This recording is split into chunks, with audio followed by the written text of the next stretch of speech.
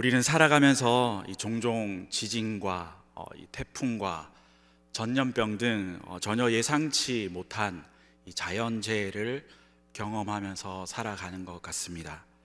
2019년 12월에 중국 우한에서 원인을 알 수 없는 이 폐렴 환자가 발생했다는 뉴스 이후에 우리나라에서 이 코로나 바이러스가 첫 번째 발생했죠.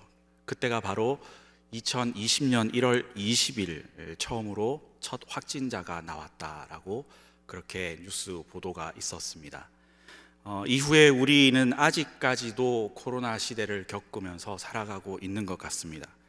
제가 우연찮게 인터넷 뉴스 기사를 보다가 어제 그런 기사를 봤습니다.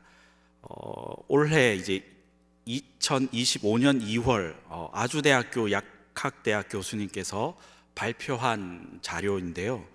2023년에만 코로나 사망자가 1539명이라고 발표했고, 코로나19로 인한 사회적 손실은 약 7조 원에 달한다라는 그러한 분석을 하시면서 기사를 발표한 것을 제가 인터넷 기사를 통해서 보았습니다.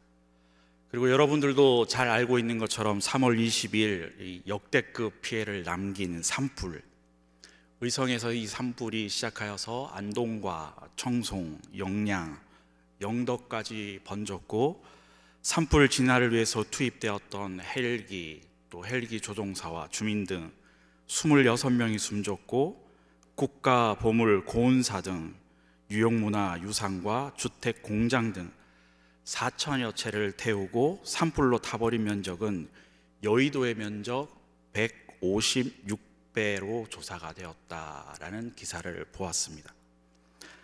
인터넷 기사를 보는데 참 마음이 아픈 기사의 제목이 있었습니다. 제가 인터넷 기사를 보면서 그 사진의 한 장을 가져왔는데요.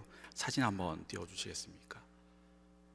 대충 이런 사진의 느낌들을 보시면 제가 굳이 설명을 하지 않아도 아마 사진은 저런 느낌의 사진들은 아마 한 번쯤 보셨으리라 그렇게 생각이 되어집니다. 글씨가 잘 안 보이실 텐데 저기에 글씨의 내용들을 보면 이런 내용입니다. 그저 열심히 살았는데 50년 추억이 잿더미로, 평생 기억이 담긴 사진, 작품 모두 사라져 원통해. 인생을 잘못 살았을까? 왜 내게 이런 일이 일어나는 걸까? 참 마음이 아팠습니다. 평생 그분이 많은 죄를 지어서 그에게 그런 일이 일어났을까요? 왜 하필 그에게 그런 일이 일어났을까요? 어쩌면 우리는 열심히 살고 우리가 생각하고 계획하고 우리가 원하는 뜻대로 살아가려고 발버둥 치지만, 이러한 천재지변 앞에서 물리적으로 인간의 힘으로 어떻게 막아보지도 해결할 수 없다는 절망감에 빠지기도 합니다. 우리는 최첨단 시대를 살아가고 있다고 그렇게 자부하면서 살아가고 있지만, 해일이나 지진이 일어나거나 여러 가지 이러한 천재지변과 같은 일에는 우리가 속수무책입니다. 그러나 동물들은 이 지진이 일어나기 전에 떼지어 이동해 간다라는 뉴스 기사를 통해서 한 번쯤은 들어보셨으리라 그렇게 생각이 되어집니다. 이것을 보면 인간이 아무리 뛰어나고 최첨단의 시대를 살아간다 하더라도 어쩌면 동물보다도 이 예측이 어두운 한계를 가진 그러한 인생을 살아가고 있다라는 것을 우리는 생각해 볼 수 있습니다. 오늘을 살아가는 우리 또한 마찬가지이죠.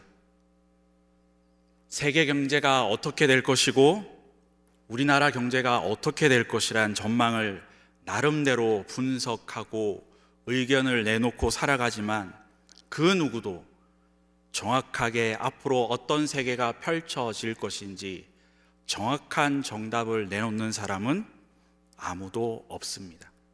그 누구도 장담할 수 없는 것이죠. 세상은 경제 발전만 있으면 유토피아의 상상을 그렇게 추구하지만, 지금 우리가 경험하고 있는 이 각종 재난의 교훈은 그 어느 누구도 무엇을 이루었다고 행복을 보장하는 것이 아님을 교훈해 주고 있습니다. 인류 역사가 시작된 이후로부터 인간의 불행은 언제나 하나님을 잊어버리는 데서부터 시작합니다.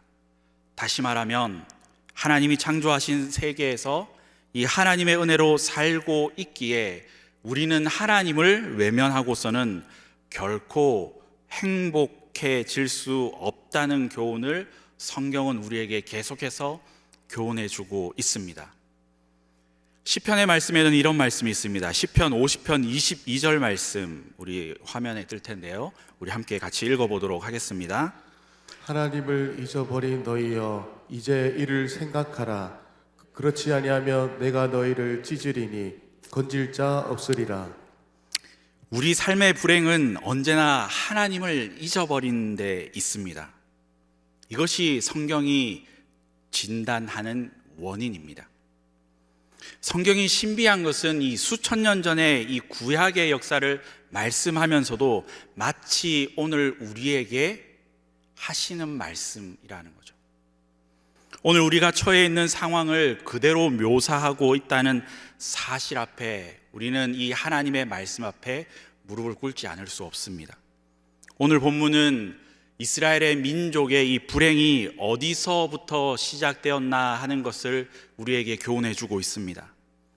하나님을 경외해야 하는 그들이 하나님을 의식하며 살지 않았다는 데서부터 불행이 시작되었다라는 것을 교훈해 주고 있습니다. 하나님을 잊어버린 이스라엘에게 무엇이 다가왔는지 오늘 이 짧은 본문의 말씀을 통해서 주시는 교훈이 무엇인지 함께 은혜를 나누고자 합니다. 먼저 첫 번째는 하나님을 잊어버린 그들에게 공경이 시작되었습니다. 당시 이 아수르군은 이미 이스라엘 땅에 들어와서 그 일부를 점령한 상태에 있었습니다. 아수르군이 이제 예루살렘 성 쪽으로 이제 진군에 들어오면서 이스라엘의 이 목을 조르고 있는 그러한 상황이었습니다. 이 때문에 이스라엘 백성들이 정신이 번쩍 들었던 것이죠. 그리고 그들이 그제서야 무엇인가 잘못되어 가고 있다라는 것을 깨닫게 된 것입니다.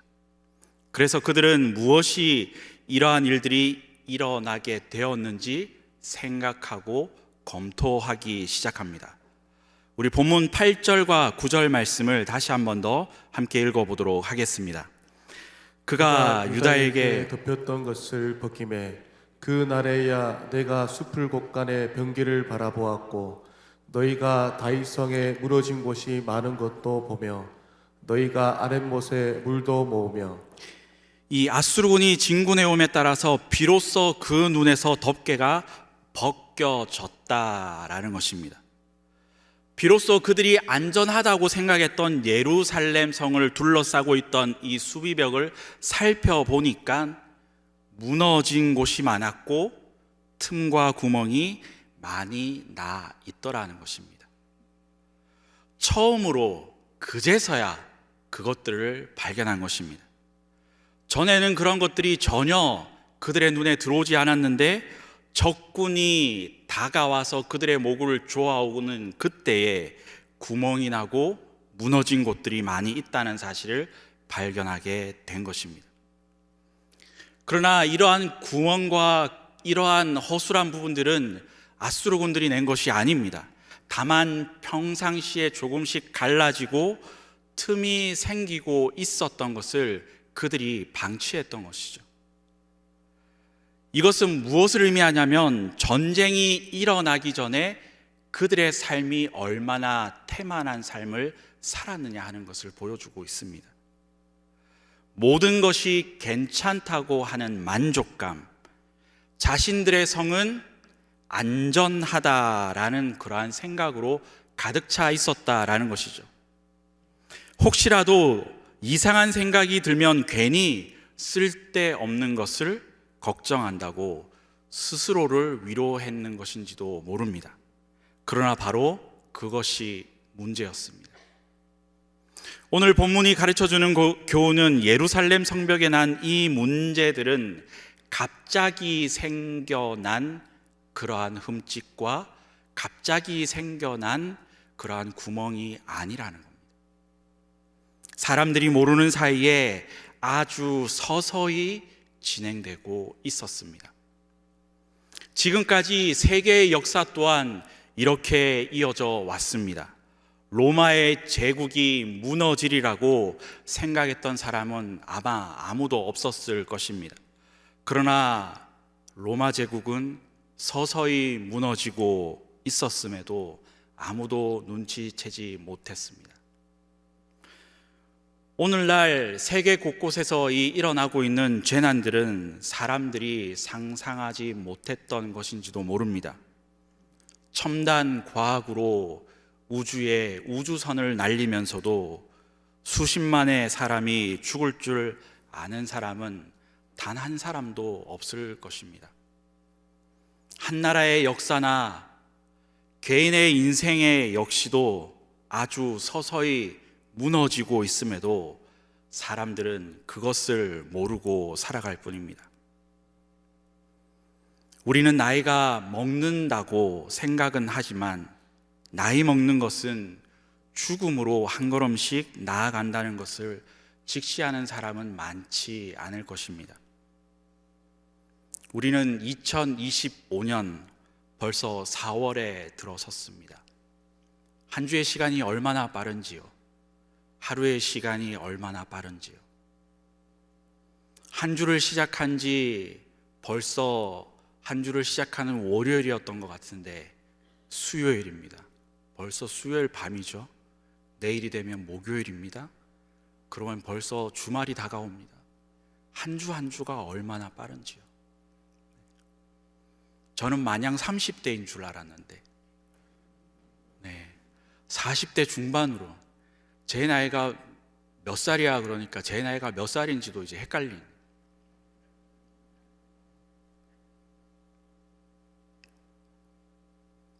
건강관리 해야 돼 라고 이야기를 하니 제가 건강관리를 해야 될 나이인가요? 그랬더니 네 나이가 몇 살이야? 그러니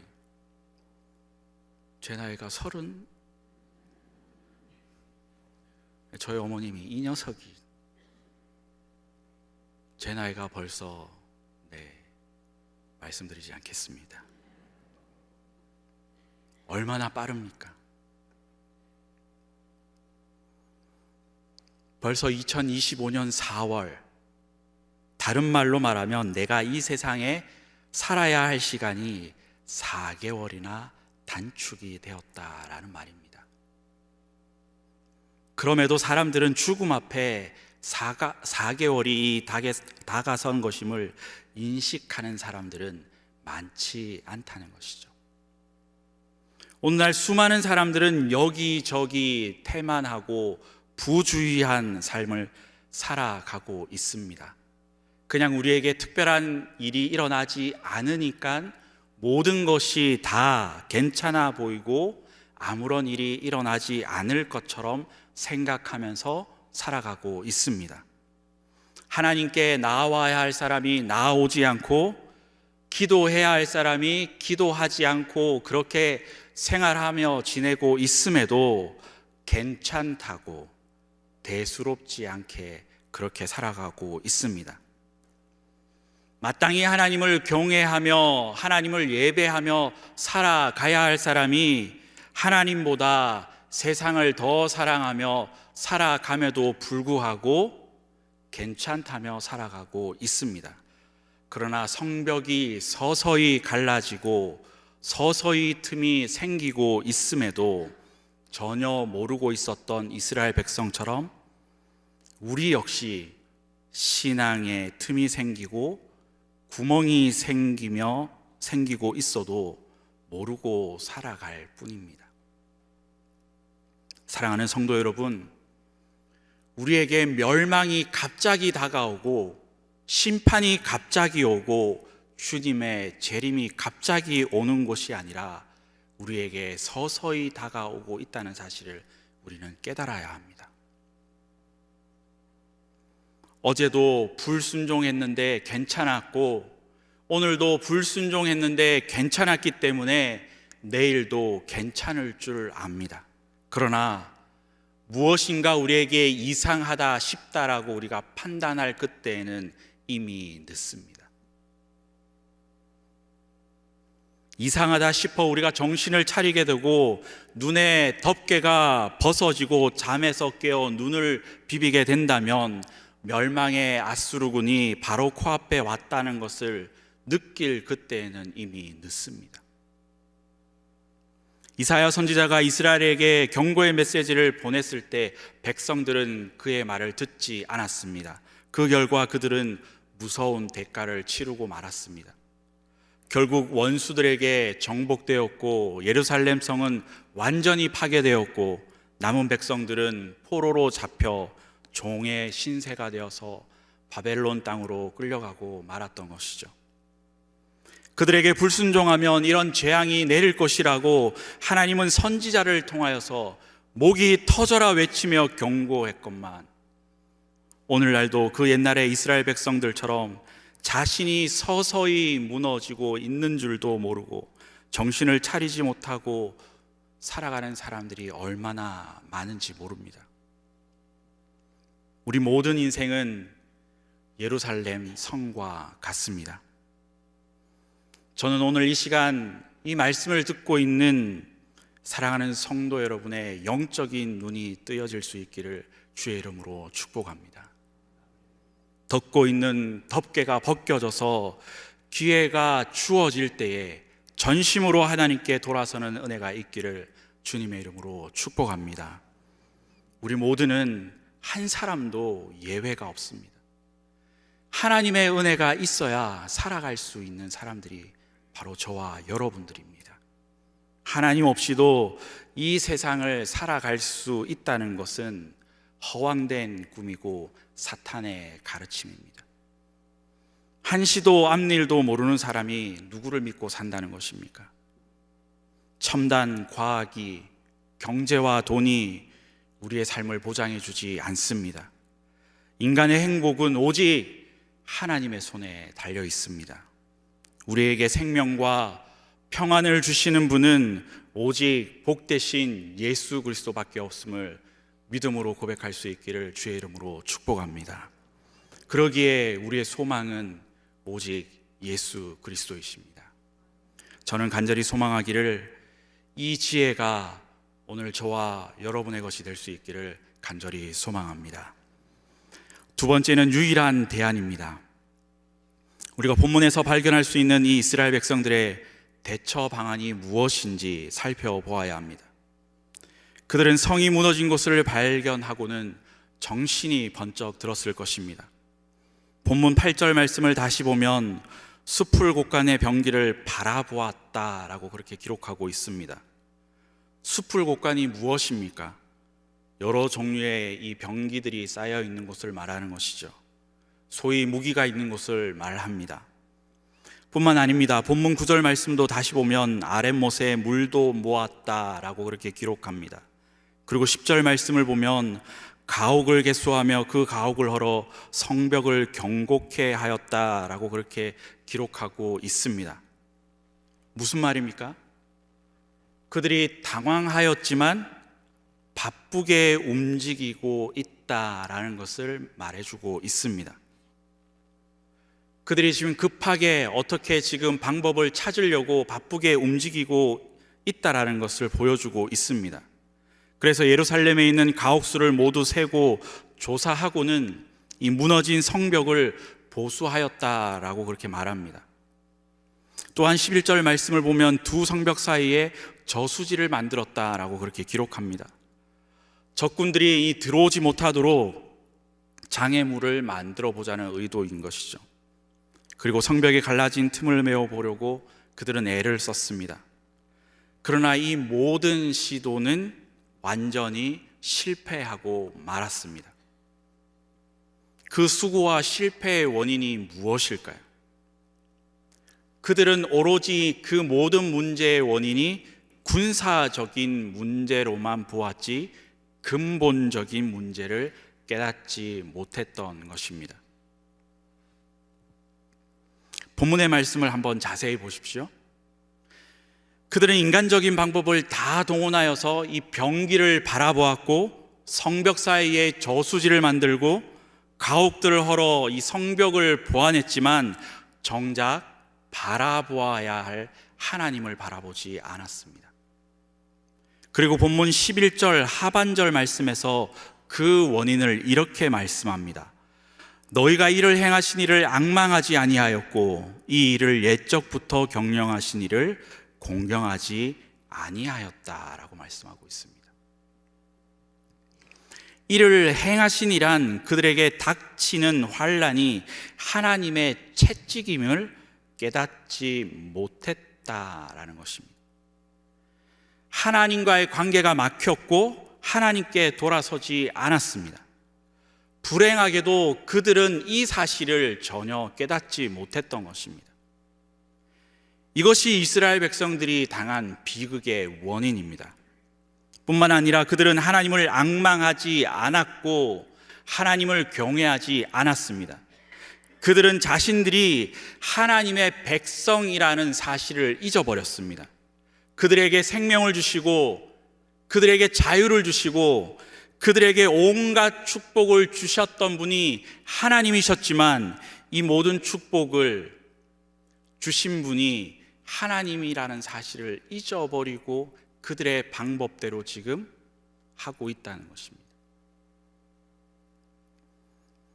이것이 이스라엘 백성들의 모습이요, 오늘날 우리들의 동일한 모습이지 않을까 생각해 봅니다. 사랑하는 성도 여러분, 우리가 분명하게 깨달아야 할 한 가지는 인간의 경영은 우리에게 있는 것이 아니라 하나님께 있음을 우리는 분명히 깨달아야 합니다. 우리가 계획할 수 있습니다. 우리가 목표를 정할 수 있습니다. 그러나 그 모든 일을 이루시는 분은 우리가 이루는 것이 아니라 하나님께서 이루어 주시는 것입니다. 계획도 어쩌면 하나님께서 주시는 지혜가 필요하지요.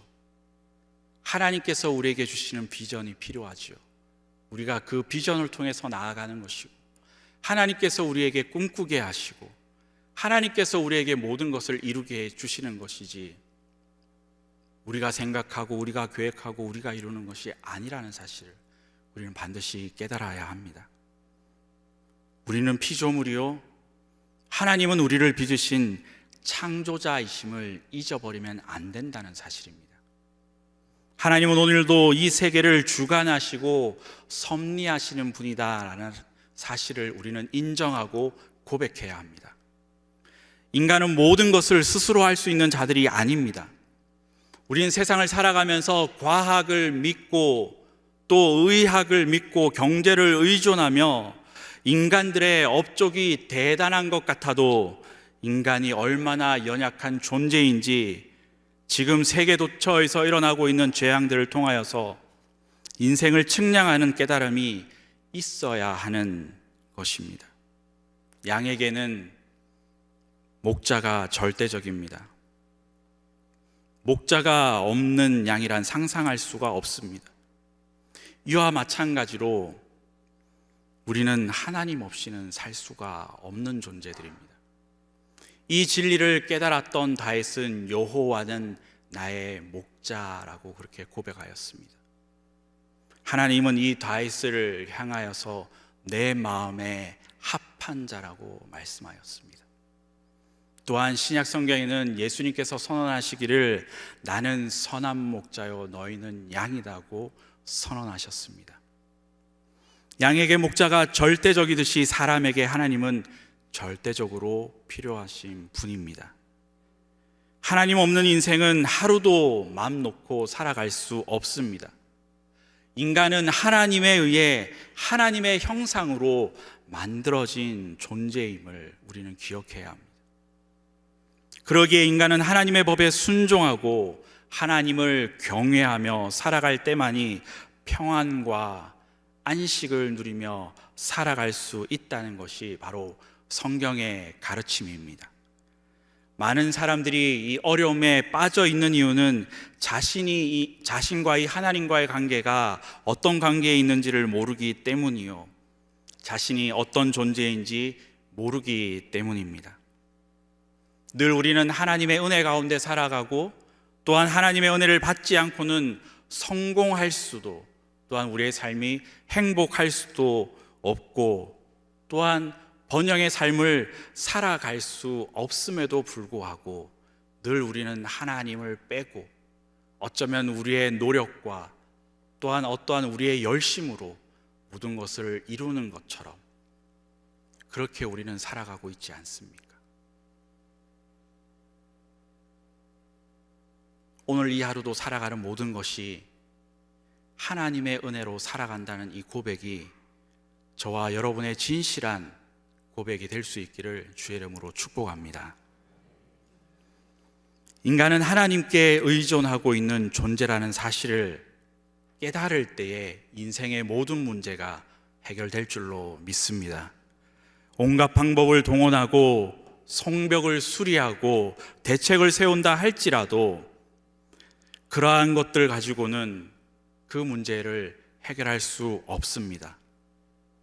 왜냐하면 하나님께로 돌아가기 전에는 문제를 해결할 수 없기 때문입니다. 사랑하는 성도 여러분, 우리는 하나님 없이는 살 수 없는 연약한 인생임을 고백하며 하나님을 경외하는 믿음으로 살아가는 저와 여러분의 삶이 될 수 있기를 주님의 이름으로 축복합니다. 마지막 세 번째는 우리에게 필요한 것은 오직 회개뿐입니다. 하나님은 그들에게 회개를 촉구하며 부르셨습니다. 본문 12절과 13절 말씀을 우리 다 같이 함께 읽어보도록 하겠습니다. 그날에 주 만군의 여호와께서 명령하사 통곡하며 애곡하며 머리털을 뜯으며 굵은 배를 떼라 하셨거늘 너희가 기뻐하며 즐거워하여 소를 죽이고 양을 잡아 고기를 먹고 포도주를 마시면서 내일 죽으리니 먹고 마시자 하는도다. 무슨 말입니까? 이 절망적인 상태였는데도 그들은 여전히 기뻐하고 즐거워하고 먹고 마셨다라고 그렇게 기록하고 있습니다. 죽을 때 죽더라도 먹을 것은 먹고 즐길 것은 즐기자라는 말과 같습니다. 이것이 쾌락을 사랑하는 인간의 모습입니다. 내일 종말이 온다 하더라도 할 것은 다 하고 죽자라는 말과 같습니다. 술과 맛있는 음식을 먹어야 하고 쾌락을 즐기자는 것이죠. 이런 것이 없고는 인생을 생각할 수 없다는 말입니다. 성벽에 틈이 가고 서서히 붕괴되어 가고 있고 적군이 눈앞에 있건만 그들은 할 것은 다 하고 있습니다. 성경이 어쩌면 이렇게도 인간의 모습을 잘 나타내고 있는지 감탄이 절로 나옵니다. 현대인의 모습을 보십시오. 하나님의 이름을 부르는 사람들이라 해도 하나님과의 틈이 벌어지고 있고 영혼이 붕괴되어 가고 있고 하나님을 생각하지 않으며 하나님께 돌아서지 않고 있는 완고한 인생임을 봅니다. 오히려 죽을 인생, 먹고 마시고 즐겁게 살자라고 그렇게들 말합니다. 결국 이러한 발상은 하나님을 불신하는 데서 오는 생각들입니다. 이렇게 과학이 발달했는데 하나님이 무슨?